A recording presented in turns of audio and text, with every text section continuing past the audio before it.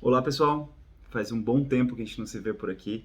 Eu tirei umas fériasinhas, tanto da clínica quanto dessa produção aqui, dessa pesquisa, e eu tive uma chance para pensar um pouco nos rumos desse canal, e eu vou começar agora. Depois eu anuncio quais vão ser, na verdade, os próximos passos, mas eu queria primeiro fazer, nesse vídeo aqui, um retorno ao podcast que eu gravei que eu participei com o Alexandre e o Fê, do Psicanálise de Boteco, sobre o tema da não monogamia, né?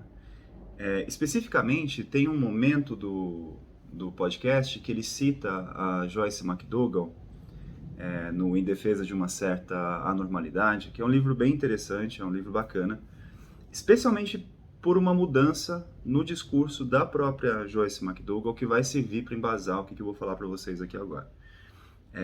Mas já dando um certo spoiler do que eu vou falar, que é, na verdade, a relação problemática, ambivalente e às vezes até bastante contraditória da psicanálise e, obviamente, dos psicanalistas com esse tema do normal e do patológico, né? Ou do normal e do anormal. E eu acho interessante porque a Joyce ela deixa isso muito claro, talvez involuntariamente, por uma passagem de opinião que ela tem a respeito da homossexualidade entre esse livro e As Múltiplas Faces de Eros, que é um livro que acompanhou um momento muito importante da história da homossexualidade na psicanálise, né? Que eu trabalhei um pouco eu trabalhei um pouco nisso no mestrado, né? No História de uma Regra Não Escrita. E eu vou deixar o Alexandre falar aqui que ele está citando a Joyce nesse livro, o Em Defesa de uma Certa Normalidade, para a gente poder discutir um pouquinho como que isso vai se aplicar nessa pesquisa da gente sobre a questão da monogamia na psicanálise, né? E da não monogamia também. Então eu vou tocar aqui, vocês vão escutar, depois a gente volta a discutir. Ah, a normas, sexual ou de outra natureza, possui uma dimensão sociotemporal. Uma manifestação dos homossexuais ocorrida recentemente, com o objetivo de protestar contra a discriminação de que são objeto, foi encarada como algo escandalosamente anormal pelas pessoas mais convencionais. Por outro lado, para muitos jovens, o evento foi considerado absolutamente normal. Porque, dizem eles, as pessoas deveriam aceitar o fato de serem perseguidas pela simples razão de não praticarem a sexualidade papai e mamãe? Mas, enfim, essas questões são psicanalíticas? E ela diz assim: creio que não. O analista jamais terá o direito de decidir o que o analisando deve fazer de sua vida, de seus filhos ou de sua própria sexualidade. Nossa, maravilhosa. Bom, voltando, vamos trazer então de trás para frente alguns comentários sobre o que a Joyce fala. Primeiro, ela faz uma pergunta que é bem tradicional na psicanálise. Ela tem uma fundamentação muito política e também epistemológica, mas especialmente política, que é o que é e o que não é uma questão para a psicanálise. Durante muito tempo, né, a psicanálise se interrogou o que era de fato uma questão para ela própria. Né? Isso é fundante do campo, o Freud ele fazia isso o tempo todo. E eu acho que não é exagero dizer que, em certo momento, a coisa foi fechada com uma certa ideia de que a psicanálise trabalhava com a repressão, com o inconsciente, com a transferência. Pronto.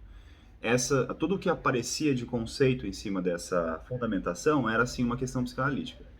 O resto era som e fúria, vamos dizer assim.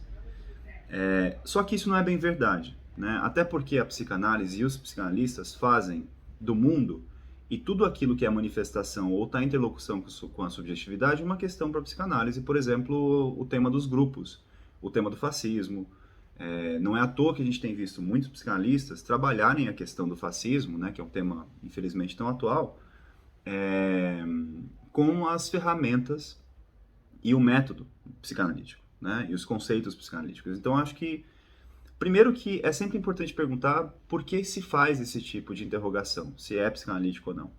No caso da Joyce, né, nesse período e nessa citação específica desse livro, o que estava acontecendo, especialmente na França, era uma série de manifestações dos homossexuais lutando pelo casamento igualitário. Né?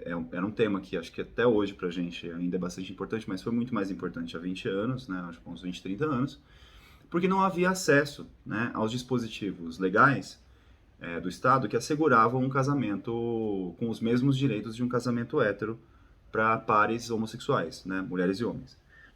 Então, quando a Joyce fala que os convencionais estavam escandalizados pelas palestras, é um pouco enganoso, porque os convencionais eram também os psicanalistas, né? Especialmente André Green, por exemplo, na França.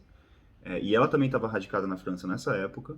Então acho que ela viu as coisas acontecerem e talvez ela tivesse ao mesmo tempo querendo acender uma vela para a psicanálise, para os psicanalistas e também para um certo avanço na moralidade, né? Então ela era bastante tolerante, perto de alguns outros psicanalistas que diziam que o casamento igualitário, né, que o casamento homossexual era o fim da civilização, porque as pessoas que viriam desses casamentos não teriam acesso ao simbólico, né, a diferença sexual edípica, né? Por isso que eu costumo falar, inclusive, gente, dar um parênteses aí, que o gênero, né, ele é muito importante para a constituição da psicanálise enquanto teoria, né, enquanto teoria do desenvolvimento do sujeito, né, porque ela pressupunha, né, muito mais antes do que hoje, a diferença sexual no sentido muito concreto, né, um homem e uma mulher com um pênis e uma ausência de pênis, simbolizando, por exemplo, a castração.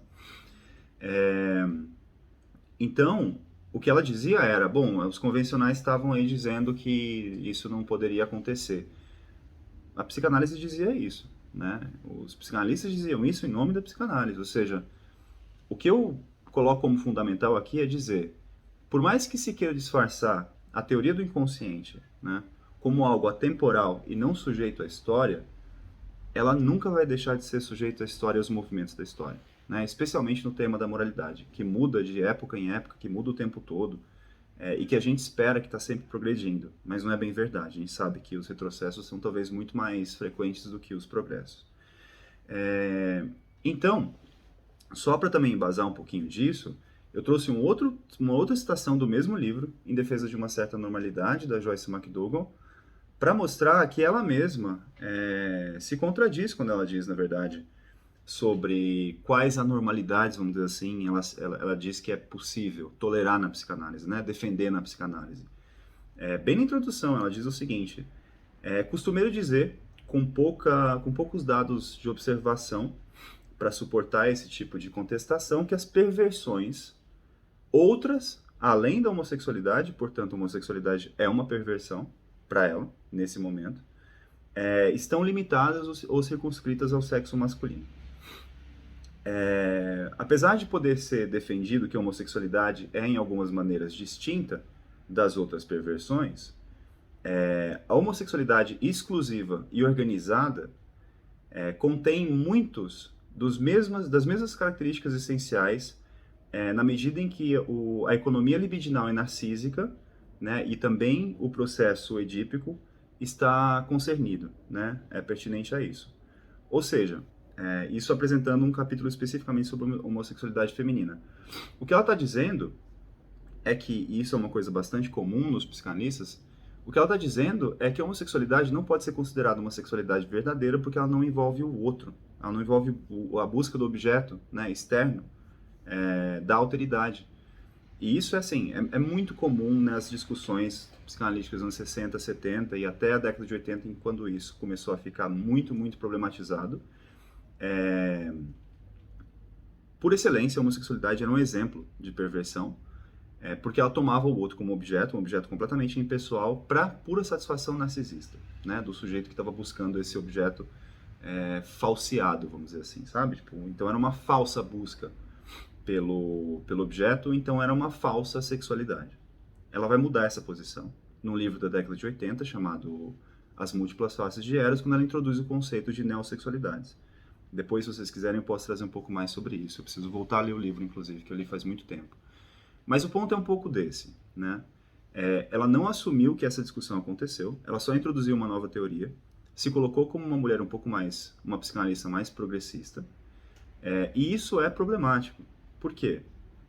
Porque é como se a psicanálise se apresentasse a cada época como uma grande resposta, né, para os problemas morais que cada época apresenta, mas no fim das contas a psicanálise também é um sintoma moral, né, de como cada época organiza a sua própria moralidade, né, de acordo inclusive com as lutas de minorias específicas que tentam avançar os temas em questão, né, que estão em pauta, vamos dizer assim. Ou seja, o casamento gay parece que hoje não é mais uma questão para psicanálise, mas antes era, né?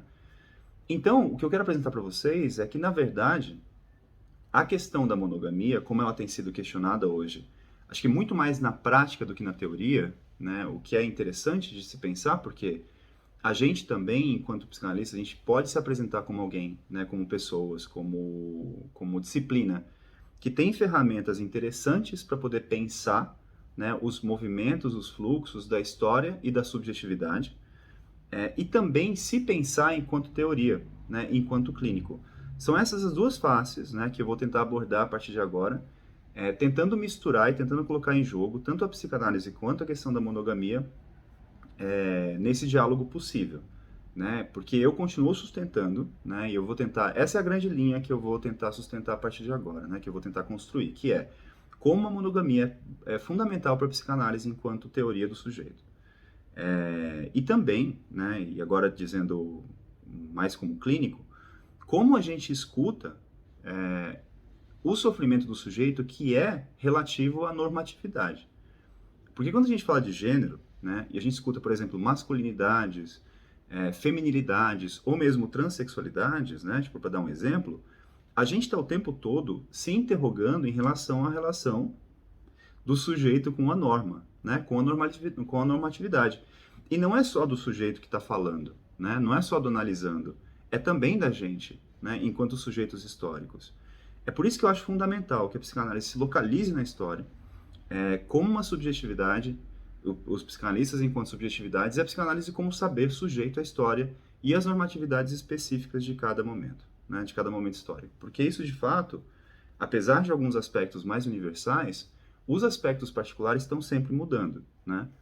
E hoje é muito difícil dizer, e é claro que isso tem faces muito específicas em termos de geografia, em termos de classe social, em termos de raça, mas especificamente a questão da aliança, né, e da reprodutividade e do matrimônio e da conjugalidade, isso assim, eu não sei sobre vocês, mas eu acho que não tem um dia que eu não escute alguma questão explicitamente formulada em relação à forma com que as pessoas estão organizando os seus relacionamentos amorosos, né, ou as suas fantasias, né, a respeito da possibilidade de encontros sexuais, parcerias, construções de rede, etc.